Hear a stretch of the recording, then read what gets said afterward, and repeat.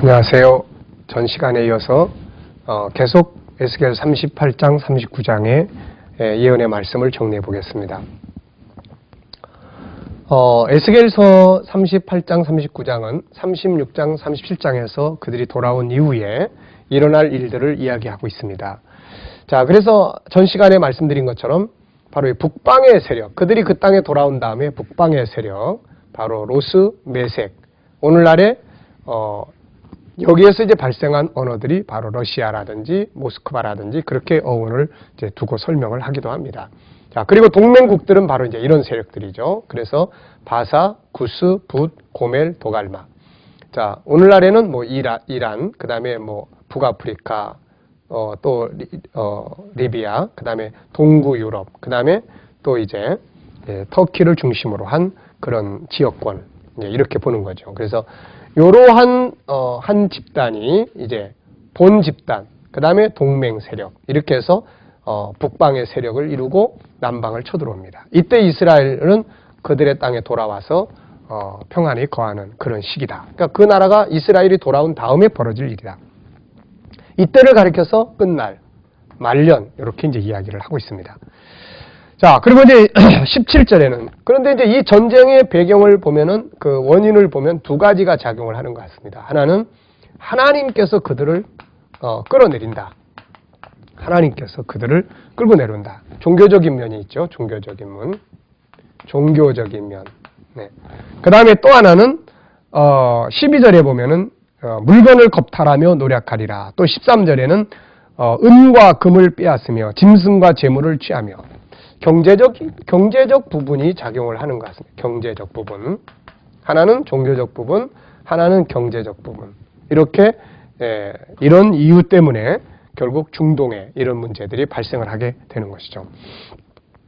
자, 그런데 이제 17절부터 23절까지의 내용은 이 북방의 세력이 이스라엘 산에 와서 심판을 받는다는 거죠. 네, 심판을 받는다.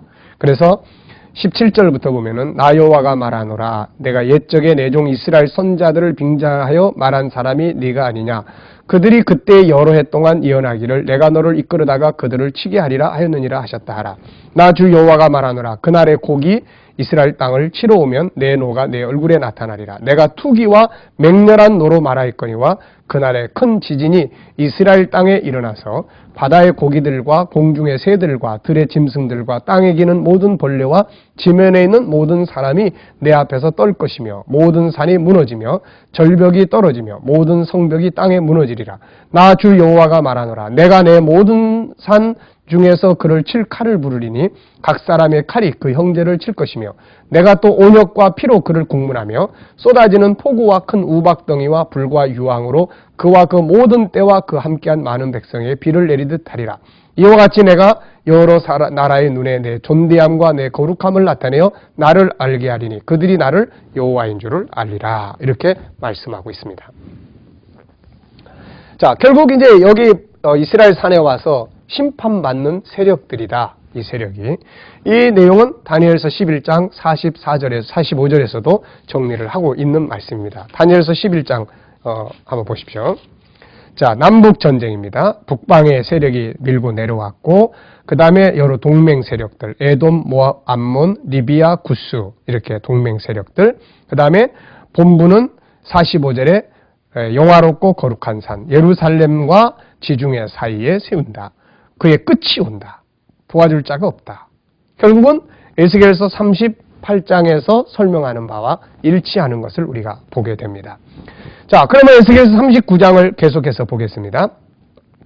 자, 계속 이어집니다. 너는 곡을 쳐서 예언하여 이르기를 주 여호와의 말씀에 로스와 메색과 두바랑 고가 내가 너를 대적하여 이스라엘 산에 데리고 오겠다.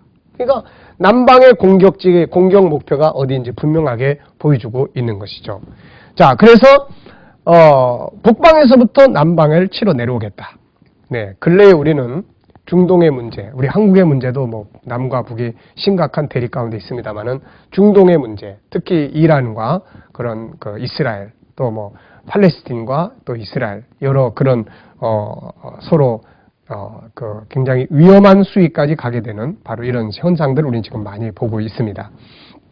자, 어쨌든 간에 자, 정말 이러한 현상들이 우리의 눈앞에서 불과 이게 우리가 만약에 지금부터 100년 전에 태어났다. 그럼 이런 건 미래적인 이야기죠, 전부 다. 뭐 이스라엘의 이야기, 다 미래적인 이야기입니다. 그들이 이제 돌아올 거다, 뭐 그런 이야기를 하겠지만 이미 우리는 다 그 땅에 돌아온 이 역사를 봅니다. 처음에 1948년 5월 14일 날 그들이 처음으로 그 땅에 돌아올 때 65만 명으로 시작한 것이 지금은 뭐 650만 명, 600만 명, 700만 명을 넘어서는 이제 그런 상황들을 이제 보고 있는 것입니다. 자, 바로 이런 상황들을 지금 우리는 현재 보고 있는 것이죠. 자, 그러면서 이제 여기 보면은 6절에 이 전쟁 상황에 대해서 설명을 합니다. 전쟁 상황. 이 전쟁은 어떤 형태의 전쟁이 될 거냐. 6절에 보면 내가 또 불을 마곡과 및 섬에 평안히 거하는 자에게 내리리니 그들이 나를 여호와인 줄 알리라. 자, 이 전쟁은 불이 날아다니는 전쟁입니다. 불. 자, 이 섬에서 저 섬으로, 이 대륙에서 저 대륙으로 불을 보낸다. 이게 뭘 말합니까? 그러면 바로 미사일, 뭐 이런 거죠. 지금 계속해서 북한이 우리 한국을 위협하고 있는 것이 바로 핵, 미사일 이런 거 아닙니까? 사실 옛날처럼 뭐 총만 쏘거나 이런 전쟁이 아니죠. 사실 에스겔 이 시대에는 전쟁을 하면은 뭐 칼이나 창이나 뭐 이런 것들이 주 무기가 됩니다. 그런데 에스겔은 이때부터 먼 훗날에 있게 되는 전쟁의 상황을 보게 되는데 그 전쟁 상황에서 불이 날아다니는 거예요. 불. 네. 그래서 요 불이 날아다니는 전쟁, 불로 날아다니는. 만약에 이 두 세력 간에 서로 미사일을 쏜다고 생각을 해보십시오. 요 북방의 세력이 이스라엘 산에 혹은 이스라엘의 동맹국인 미국에, 네. 또 이쪽에서 미사일을 이쪽에 쏜다고 생각을 해보십시오. 여기에 관계된 모든 나라들의 이런 미사일들이 날아다닌다고 한번 생각을 해보세요. 정말 어떻게 보면 있어서는 안 될. 예, 만약에 앞으로 세계적 전쟁이 일어난다면 이건 핵전쟁 아닙니까 이게? 예, 핵이라고 하는 것. 네, 근래에 러시아 같은 나라에서 핵에 대해서 만약에 우리나라에서 핵전쟁이 일어난다 그러면 체르노빌 사건은 그야말로 동화책 속에 나오는 것밖에 안 될 정도로 큰 전쟁이 될 거다. 이렇게 그 핵의 무서움을 경고하고 있습니다. 일본이 핵 한 방에 그냥 그야말로 핵을 통해서 항복한 거 아닙니까? 근데 이제 이런 것들, 어떤 사람은 핵전쟁을 통해서 인류의 70%가 다 멸망할 것이다. 뭐 이렇게 이야기도 합니다. 누구도 바라지 않는, 누구도 원하지 않는, 그러면서도 사람들은 자꾸 그 길로 가는 그런 희한한 역사를 우리는 가지고 있는 것이죠. 자, 어쨌든 이 전쟁은 불입니다. 이것을 잘 기억해 두시면은 요한계시록을 쉽게 풀어갈 수가 있어요. 왜냐하면 요한계시록 속에는 불이 하늘에서 불이 떨어지고 이 불이 커다란 불이 떨어져서 바다의 배들을 깨뜨리고 이런 장면들을 우리에게 보여주고 있습니다. 불이 또 그런 강이나 또 샘물에 떨어짐으로써 물을 먹지 못하는 이런 문제점들. 바로 이 부분을 다루고 있는 거죠. 이 부분. 마지막 때 일어나는 전쟁은 바로 불이 쏟아지는 전쟁입니다. 불이 날아다니는 전쟁이죠. 자, 그래서 계시록은 여기서부터 출발하는 거예요. 여기서부터. 이 부분부터 계시록은 출발합니다. 그게 계시록 8장의 7나팔. 계시록의 핵심은 7나팔입니다. 그 핵심적 7나팔의 중심부에는 바로 이 불이 쏟아지는 전쟁이 있는데 이게 첫째부터 넷째까지의 나팔이 되는 것이죠. 네. 자, 그래서 우리가 이 부분들을 정확하게 이해하고 다니엘서로 넘어가면, 다니엘서는 요한계시록으로 넘어가면 요한계시록은 쉽게 아주 그 시작은 여기고 끝은 여기구나 하는 것을 우리가 다 알 수 있는 그런 내용이 되는 것입니다. 자, 이제 이 전쟁을 통해서 결국은 어떻게 됩니까? 이제 전쟁은 북방의 세력은 여기서 이제 심판을 받습니다.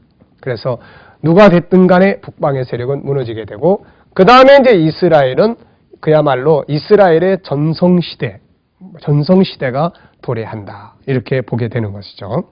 이 과정을 거쳐서 우리는 하나님의 나라가 임하게 되는 것을 보게 되는 것입니다. 자, 그래서 이제 9절을 보면은 전쟁 이제 마무리 상황을 소개하고 있습니다. 그래서 그 전쟁 뒤에 마무리하는 것이 7년이 걸린다. 7년 동안 그 전쟁으로 벌어졌던 일들을 이제 정리를 해 나가고 그 다음에 이제 11절부터는 그때 이 남방을 쳐들어왔던 그 시체들을 처리하는 기간이 총 7달이 걸린다. 7달이 여기에 등장을 합니다. 그래가지고 12절에 보면은 이스라엘 족속이 7달 동안에 그들을 장사하게 된다. 이제 이런 내용들을 설명을 하고 있습니다. 자, 11절 한번 보십시오. 그날에 내가 곡을 위하여 북방에서 쳐들어온 세력이죠. 이스라엘 땅 곧 바다 동편 사람의 통행하는 골짜기를 매장지로 주리니. 다니엘서 11장 45절하고 아주 일치하는 내용이에요. 다니엘서 11장 45절은 바다와 그 다음에 거룩한 산 사이에, 그러니까 바다의 동편에 바로 이 매장지가 주어지게 되는 것이죠. 자, 그래서 성지 순례를 우리가 하러 간다니 그러면 한번 이 부분을 관심 있게, 그래서 이 지중해 동편 예루살렘과 바다 사이에 있는 어떤 지역, 이것을 한번 관심 있게 살펴볼 수 있기를 바랍니다. 자, 그래서 7달 동안 이제 장례하게 되죠. 그런 과정이 쭉 나타납니다. 그리고 이제 21절부터는 이 전쟁의 이제 결과입니다. 그 결과는 크게 두 가지로 나타납니다. 하나는 21절에 내가 내 영광을 열국 중에 나타내요 열국으로 나의 행한 심판과 내가 그 위에 나타낸 권능을 보게 하리니 그날 이후에 이스라엘 족속은 나를 여호와 자기들의 하나님으로 알게 된다. 온 세계가 하나님을 알게 되는, 그야말로 복음이 땅끝까지 전파되는 이 시대를 맞이하게 된다. 이렇게 보는 거죠. 그 다음에 또 하나는 남은 유대인들이 다 돌아온다는 거죠. 지금 세계 속에 있는 수많은 유대인들이 돌아와 있지만은, 그러나 미국 땅이나 또 앞으로 이제 그 유럽 쪽이나 이런 쪽에서 경제의 그런 힘을 가지고 있는 사람들은 아직 안 돌아오고 있는 거죠. 자, 그런데 28절에 보니까 전에는 내가 그들을 사로잡혀 열국에 이르게 하였거니와 후에는 내가 그들을 모아 고토로 돌아오게 하고 한 사람도 이방에 남기지 않겠다. 다 돌아온다는 거죠. 다시 말하면 어느 한정된 기간 동안 이스라엘의 황금 시대가 열리게 된다. 왜? 그래야 뭐가 건축이 돼요? 예루살렘 성전이 건축이 되기 때문에 그렇습니다. 오늘날의 세계의 정치 질서는 대부분이 다 1차 대전 혹은 2차 대전이 만들어 놓은 결과들입니다.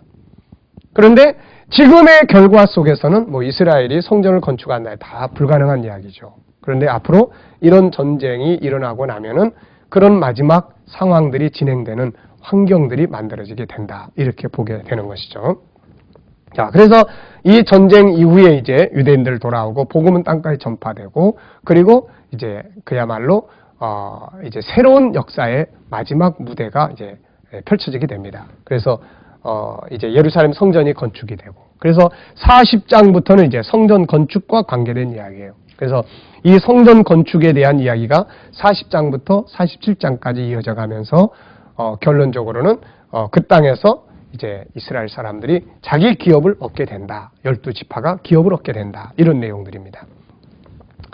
자, 그래서 이제 이게 참 어떻게 보면은 참 어려운, 있을 수 없는 그런 부분처럼 느껴지기도 하죠. 그러다 보니까는 일부 학자들은 바로 이 성전에 대한 이야기를 여러 가지 견해를 이야기합니다. 뭐 옛날에 있었던 수룩바벨의 성전 건축이라든지, 혹은 또 앞으로 영적으로 천년 왕국 시대에 이루어질 이야기라든지, 또 혹은 신약 시대에 성령의 감동으로 이루어지는 신약 교회의 모습이라든지 뭐 여러 가지로 설명을 하기도 합니다만은, 우리는 이제 성경 전체가 다 공통적으로 다니엘서가 말하는 것은 마지막 때는 성전 건축이 된다. 그렇게 보고 있기 때문에 우리는 이 내용을 말씀 그대로 성전 건축으로 보게 됩니다. 그리고 이제 그들이 그 땅에 돌아와서 어느 시점에 이제 성전을 건축하고, 그 다음에 제사와 예물을 드리게 되고, 그 다음에 그들을 나름대로 기업을, 그래서 48장에 보면은 47장 13절부터 보면 나 주 여호와가 말하노라 너희는 이 지게대로 이스라엘 12지파에게 이 땅을 나누어 기업이 되게 하되, 그래서 그들이 다시금 자기들의 지파를 형성하고 그들에게 아브라함과 맺었던 땅의 경계선, 여호수아가 기업으로 줬던 그 땅 경계선을 어쩌면 회복을 해서 그걸 중심으로 해서 백성들에게 기업으로 나눠주는 이런 시대가 오지 않겠느냐, 이렇게 우리는 보게 되는 것입니다. 자, 그러면 이제 그런 과정 속에서 이제 벌어지는 일이 뭘까요? 이제 세계가 이런 정치적, 이런 전쟁으로 인해서 세계는 굉장히 큰 혼란을 겪게 되겠죠. 예를 들어서 우리 한국이 중동 전쟁에 직접 참여는 안 했다 하더라도 그 전쟁을 통해서 오는 후유증들이 있을 겁니다. 세계는 엄청난 경제적 그런 혼란, 왜냐하면 우리가 사용하는 모든 기름의 대부분이 다 중동에서 나오는 거 아닙니까? 자, 이런 것들이 딱 중지됐을 때 우리나라 경제, 또 아시아의 경제, 세계의 경제는 잠깐 동안 대혼란 속에 빠지게 되겠죠. 바로 이때에 이런 문제들을 해결하는 하나의 집단이 등장할 것이다. 네, 영웅은 항상 그런 혼란과 그런 정말 절망 속에서 등장하게 되는 것입니다. 그래서 이런 상황들을 과연 이렇게 됐을 때 만약에 이게 러시아권이다 그러면 러시아권이나 또 뭐 미국권이나가 다 이제는 이 전쟁을 통해서 그야말로 몰락하는 상황에 빠져버렸기 때문에 아시아 세력 아니면 유럽 세력이 이것을 다시 복구해 나가는 이런 상황들을 만들어 가게 될 것이다. 그런데 아시아보다는 바로 적그리스도의 세력. 그래서 적그리스도는 이 전쟁 이후에 자기의 어떤 그 털을 닫고 자기의 어떤 세력을 형성하는 하나의 기회가 되지 않겠느냐. 그래서 계시록 똑같은 내용을 다루고 있는 요한계시록 13장에서는 바로 온 세계가 그를 따를 것이다. 이렇게 이야기하는 내용을 보게 됩니다. 만약에 이런 상황이 된다면 그 시대는 일부 그런 역사학자들이 생각하는 것처럼 단일 정부, 세계 정부가 들어설 수도 있는 이런 가능성도 우리는 생각을 해볼 수가 있게 되는 것입니다. 자, 어쨌든 북쪽의 세력과 남쪽의 세력, 이것이 세계가 네 지역권으로 나눠지고 나면은 바로 이러한 상황들이 벌어지게 된다. 그리고 나서 이제 예루살렘 성전이 건축이 되고 적그리스도가 자기의 세력을 만들게 되고 이때 이제 복음은 마지막 온 세계, 오늘날의 복음을 가로막고 있는 그런 이슬람의 세력권에까지도 복음이 편만하게 전파돼서 그야말로 예수님께서 말씀하신 땅끝까지 복음이 전파되는 이런 역사가 이제 이루어지리라 이렇게 보고 있는 것입니다.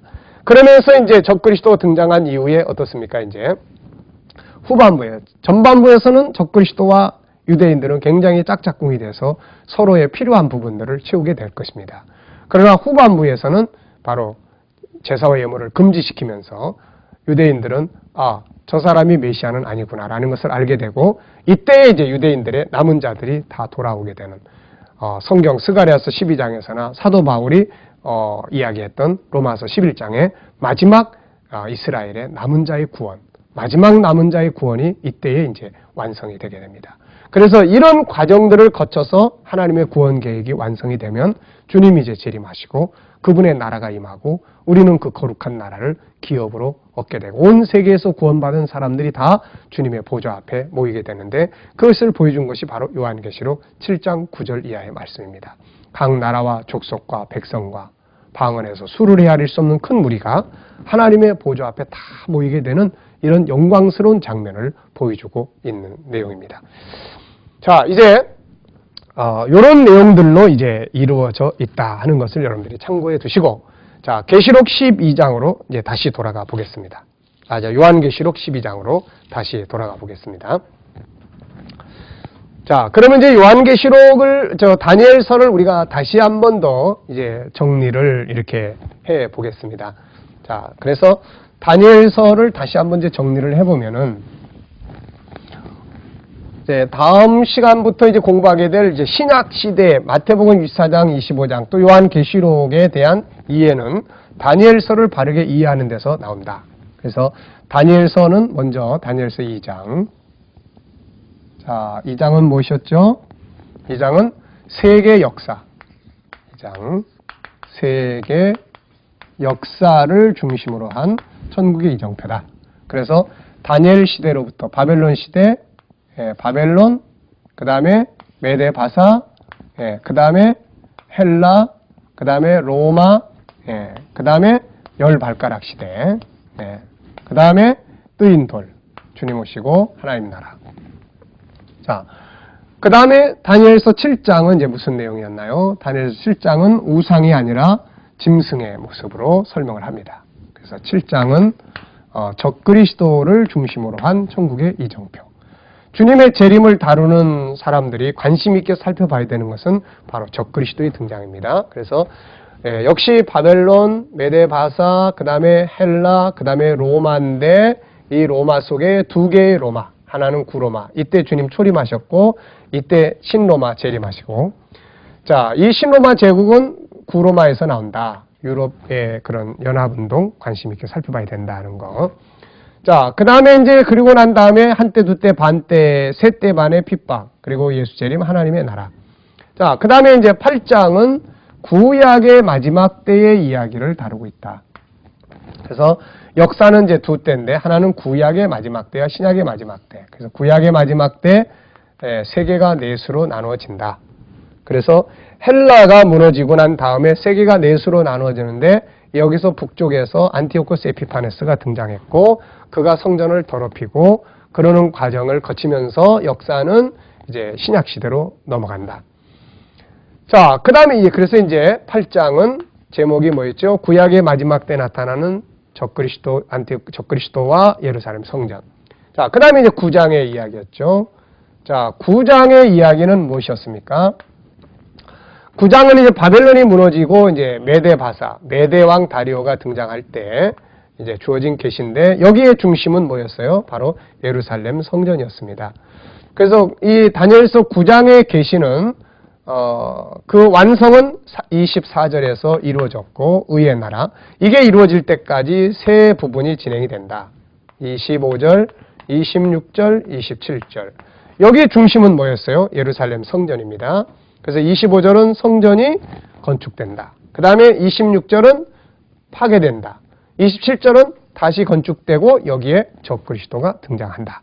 그리고 나서 한 일에 앞에 부분은 평화의 기간, 뒤에 부분은 파괴의 이제 환란의 기간. 그러고 나면 주님 오시고 거룩한 나라 이루어진다.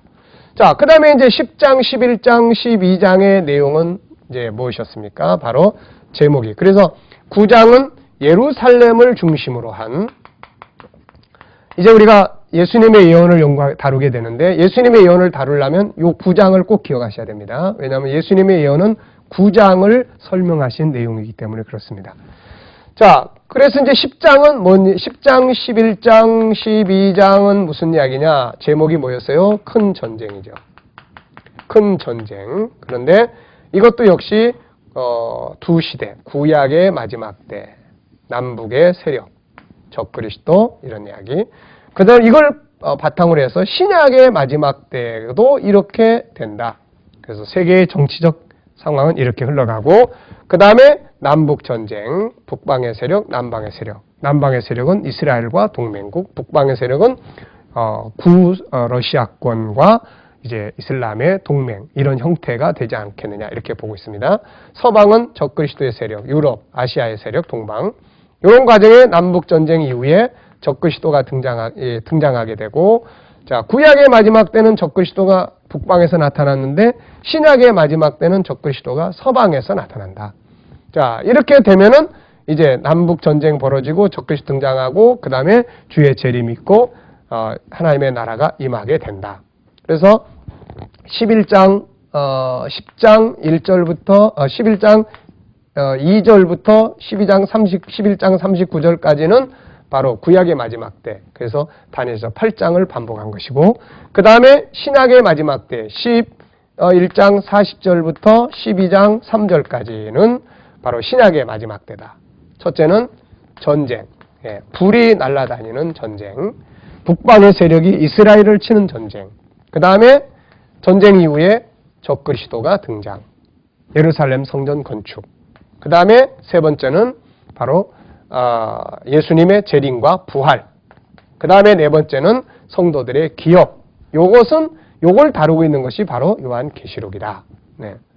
그래서 우리는 이렇게 다니엘서 전체가 목적지는 다 똑같다는 거죠. 그래서 뭘 이야기하려고 그러는지 우리가 알 수 있는 내용이고 그 과정. 지금 우리는 바로 그 본 무대에 등장인물은 보지 못하지만 바로 이렇게 그 앞부분들 이제 각 나라가 독립해서 살아가는 그 시대.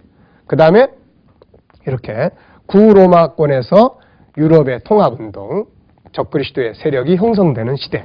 그 다음에 예루살렘을 건축하기 위해서 그 땅에 그 백성이 돌아와서 그 땅을 회복한 상태, 준비하는 상태. 그 다음에 세계가 넷으로 나누어지면서 남북 전쟁 이런 상황들, 이스라엘이 그 땅에 돌아와 있는 그런 상황들. 그러니까 마지막 이 사건은 보지 못하고 있지만은 그것이 진행되려고 하는 준비 과정. 이 시대를 우리는 살고 있다. 이렇게 보시면 되겠습니다. 이제 다음 시간에 마지막 결론적 부분만을 다루면 이제 끝이 되겠습니다. 네. 이 시간 공부는 여기서 마치겠습니다. 자, 수고하셨습니다. 대단히 감사합니다.